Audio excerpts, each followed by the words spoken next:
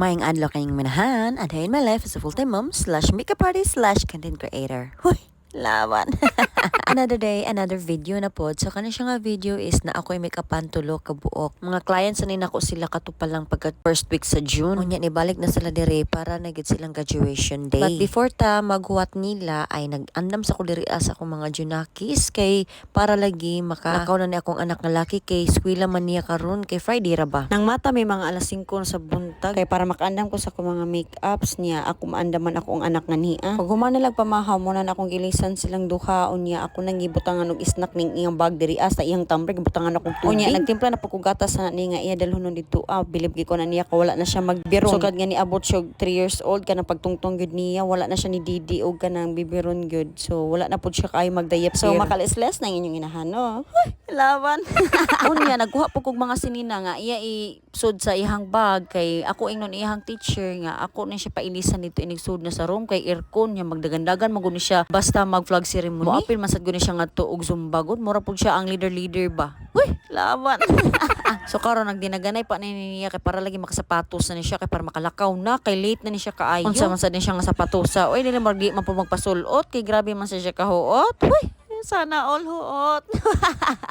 Ready this PG Jud. So pag humana ko andam sa akong anak lalaki dito maniinom sa kog kapingan haa ako gihurot kay para lagi ma-energize ta o taud-taud musayo ni kalit inyong inahan ron kay fully energized na kay nakainom naman tag kape lagi. Awa din ha. 1 2 3 go. Diba ingon ko nga lain gyud ang epekto sa kape basta makainom ta buntag sa iyo. Unya ako gikuha din ang ako ang suga nga kinakusgan nga inigsigaan na makita ang imuhang kalimutaw. Uy, laban. Naginihinay na po ko din ang panglimpyo di ay no kay kibor baka nga naati bisita no tulo ka buka to make-upan ron so dapat pud nga ang ato ang palibot limpyo po. Unsa man lagi natong anak lagi nga nang limpyo na ganita taud-taud bungkag na pud. Uy, Ginoo ko laban na gyud inahan. Bisag dili na mula ka akong anak babae din na ako lang gihapon ang gibanganan niyang buhok kay og din ako banganan mura taw na siya glakitan aon Ginoo. Paglakaw sa akong anak nga laki din na mga 7:50 siguro late na gyud siya wa naka flag ceremony nangabot na pud taud-taud ang ako ang mga clients din mga alas 8 sila nangabot kay karon adlaw mo magunang ilahang graduation day na nga tuwa sa VSU. Before ko nag-start pagbutang sa joy kog mask din kay para lagi hygienic ba. Uy, laban hygienic ba oy.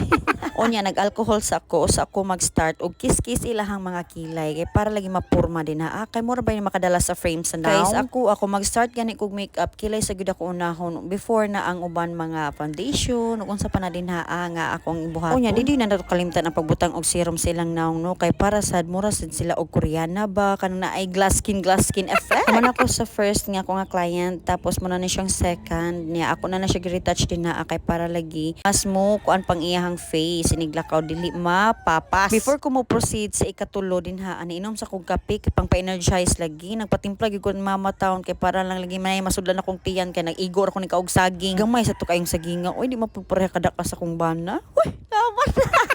Cherries. So muna na siya ang third na ko nga client niya pag humana mo din ang mga sakto 11:30 or 11:40 nang nguli na sila kay mga unsod ako no sila og iladto ng ilahang mga parents nga naghuwat sa ilahan niya alas 12 lagi kinanglan na sila nga tumo diretso sa ilahang department kay magpictorial sa dako no sila before sila mag-start sa ngato sa program. Unya mo to sila gihatod sa gawas kay para lang lagi makasakay sila niya taud-taud bisud na mi kay para makapanghipos nako kay basig kauno na pud sa kong mga anak ang ako ang mga brushes. Uy, Ginoo ko laba dinahan bag-o para bataw na akong nagipanglimpyuhan no ako mga brushes niya. Karon ila lang kaunon Ginoo ko. Gidaldali na gitaw na ako nagipanghipos dinhi kay akong anak babae kay iyat gud kaayo makagunit na siya brush na ikudkod na siyang naw. Pag man ako panghipos din ako na nigpasud dito sa kwarto kay para lang lagi dili na makabot niya din wala gitaw na ko palaktak kong mama din kay para lang lagi naay kauban ako ang baby girl kay basig magkiat lagi magsipangabot sa akong mga makeup niya pag human ako hipos amo na ako mga pagkaon nga kaunon pang paniud to kay brunch man gud kumukaon gud sa dihang pagpaak ko sa saging ang gahi man di ay uy mura magako so wala ako nitiwas sa saging nga rin ako ni kaon sa watermelon nga bugnaw kaayo bugnaw pa sa inyong relasyon.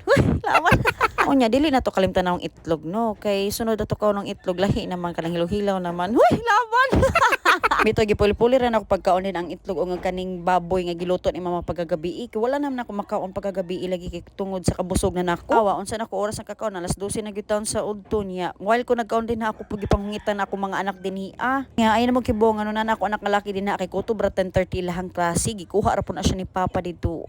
Ya mo guman ako kaon din gidaganan ko sa kong babae nga nga anak kay dili man siya ganang mo kaon kay nagngipon man lagi na siya. Gusto ra niya magdidi sa karon. Unya akong anak lalaki din nga dili kay siya hilig mo kaon karon mo kaon na gyud taon siya pagtungtong niya tres Ginoo ko. Pag humana mo pangaon inom na ko vitamins din ni ang ako ang maintenance. Huy, maintenance ba? Vitamins mapagwapa, pangpaligon sa bukog, ug pangpaligon sa bursa. Bitaw magpadidi sa taoy kay gigusla na tong anak na tong babay ko arba na siya ni kaon. Mo na ko kaproblemahan na niya basta tunulan ni mo didi kay mo kalitag ti uro kuyawan man sa tang malamba ni siyang bataan ni. So ako na pag ni ginpuyuhan ning supa kay arang daghala na pag mga butang din ni akong mga anak magpataka lang pug bitbit unsay pangmutang dinha. So ako nang gipang asimbol ning ilang mga unlan diri sa supa kay para lagi mga tug na sila kay alas 12 na mag-alauna na wa pa na sila matug. Kay kung wala ko mga trabahoon sa balay no or ako make upan mga tug na gini sila mga 10:30 or 11 sakto ay nag-abot sa iyahang maguwang nga si Prunan. Unya ako magpakatug sa kuanay nila kinahanglan close gid ning mga kortina din nga way makita nilang hayag ultimo ng TV ug kanang ilang tab ako nang ginapagmuntanan niya. That's it for now no so kay matug sa inyong inahan din ha. So mao ra to mga inahan salamat sa inyong pagtanaw ang inyong inahan laban